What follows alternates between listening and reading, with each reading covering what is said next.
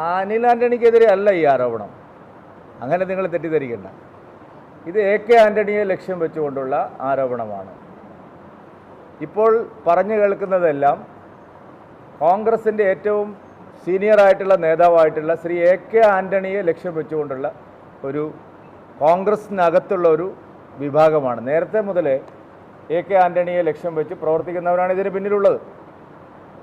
പ്രത്യേകിച്ചും AK ആൻ്റണിയുടെ മകൻ Anil Antony BJPയിൽ ചേർന്നതോടുകൂടി സമ്പൂർണ്ണമായിട്ട് AK ആൻ്റണിയെ finish ചെയ്യാൻ ഉദ്ദേശിച്ചുള്ള ഒരു നീക്കമാണിത്. നോക്കൂ, ഒരു വ്യാഴവട്ടത്തിന് ശേഷമാണ് ഇങ്ങനെ ഒരു കേൾക്കുന്ന കഥ തന്നെ ഇപ്പോൾ ആരോപണമായിട്ട് വരുന്നത്. ആര് വിശ്വസിക്കാനാണ്? ആരാണ് ഈ ആരോപണം ഉന്നയിച്ച ആൾ? ഇത് പറയട്ടെ എൻ്റെ നിങ്ങൾ ചോദ്യത്തിന് ഞാൻ ഉത്തരം പറയട്ടെ. ഇപ്പോൾ AK ആൻ്റണിക്കെതിരെ ഉയർത്തുന്ന ആരോപണമാണിത്. ഈ ആരോപണം അനിൽ ആൻ്റണിക്കെതിരെ ഉള്ളതല്ല. ആൻ്റണിയുടെ കാലത്ത് ഇങ്ങനെയൊക്കെ നടന്നു എന്ന് വരുത്താൻ വേണ്ടിയുള്ള വളരെ ആസൂത്രിതമായൊരു നീക്കമാണിത്. AK ആൻ്റണിയെ രാഷ്ട്രീയമായി അവസാനിപ്പിക്കുക എന്നുള്ള ഉദ്ദേശത്തോടു കൂടി നടത്തുന്ന ഒരു പ്രചാരണമാണിത്. പിന്നെ ഇത് ആരോപണം ഉന്നയിക്കുന്ന ആൾ ഇങ്ങനെ പല ആരോപണങ്ങളും കേരളത്തിൽ ഉന്നയിച്ചിട്ടുണ്ട്. 14 കൊല്ലം 13 കൊല്ലം മുമ്പത്തെ കാര്യങ്ങൾ പറയുന്നു. അതുകൊണ്ട് ഞങ്ങളിതിനെ കാണുന്നത് കോൺഗ്രസ്സിനകത്ത് കരുണാകരൻ, AK ആൻ്റണി ഇങ്ങനെയൊക്കെയുള്ള ആളുകളെ, കരുണാകരനെ മരണത്തിന് ശേഷവും വിടുന്നില്ല, AK ആൻ്റണിയെ ഈ വാർദ്ധക്യകാലത്ത് വിടാൻ ഉദ്ദേശിക്കാത്ത ചില ആൾക്കാരാണ്. അതുകൊണ്ട് ഈ ആരോപണം ഒരർത്ഥത്തിലും അനിൽ ആൻ്റണിക്കെതിരെയല്ല, ഇത് AK ആൻ്റണിക്കെതിരെ.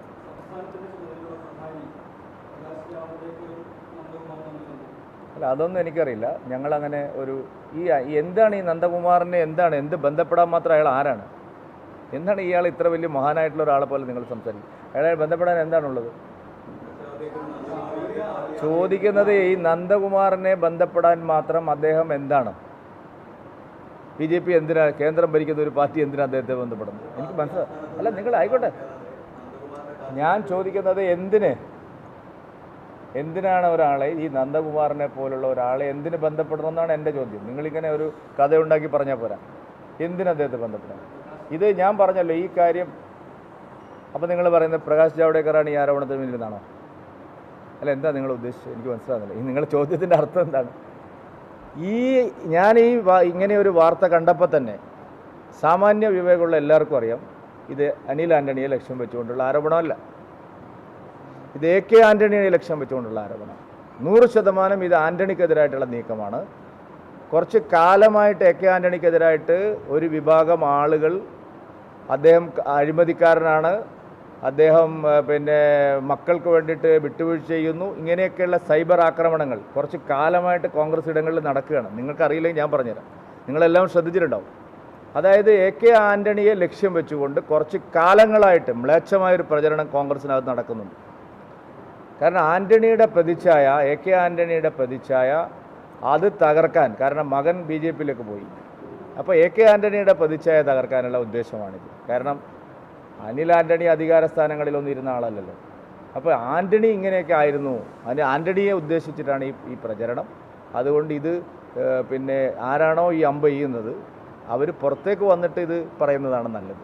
ഈ പുറകിലിരുന്നു കൊണ്ട് ഈ അമ്പ് ചെയ്യുന്ന പരിപാടി അവസാനം. നിങ്ങൾ ചോദിക്കുന്നത് അല്ല, എനിക്ക് നിങ്ങൾ ചോദിക്കുന്നത് നിങ്ങളിപ്പോൾ ദൃശ്യങ്ങളൊക്കെ, ഇപ്പം നിങ്ങളുണ്ടാക്കുന്ന ദൃശ്യങ്ങളൊക്കെ ശരിയായ ദൃശ്യങ്ങളാണോ?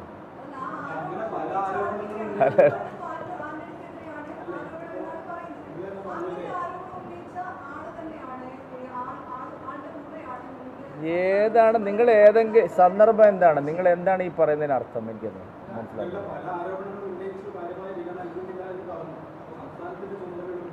എന്താണ് ഉള്ളത്? അല്ല, ഇദ്ദേഹത്തിൻ്റെ ആരോപണത്തിൽ എന്താണ് കഴമ്പുള്ളതെന്ന് ഞാൻ പറഞ്ഞല്ലോ. നിങ്ങൾ ചോദിക്കുന്ന ചോദ്യത്തിൽ എന്താണ്? പിന്നെ അഥവാ അങ്ങനെ ഒരാൾ കണ്ടെങ്കിൽ തന്നെ എന്താണ് ഈ സംഭവമായിട്ട് എന്താണ് ബന്ധം? ഇത് AK ആൻ്റണിക്കെതിരായിട്ടുള്ള ഒരു ആരോപണം PJ കുര്യനും ആൻ്റണിയും ചേർന്ന് നടത്തുന്ന, അതിനും പ്രധാനപ്പെട്ട നേതാക്കൾ അതിന് പിന്നിലുണ്ട്, നടത്തുന്ന ഒരു ആരോപണമാണ്. ആ ആരോപണവും ഈ പറയുന്ന കാര്യം തമ്മിൽ എന്താണ് ബന്ധം?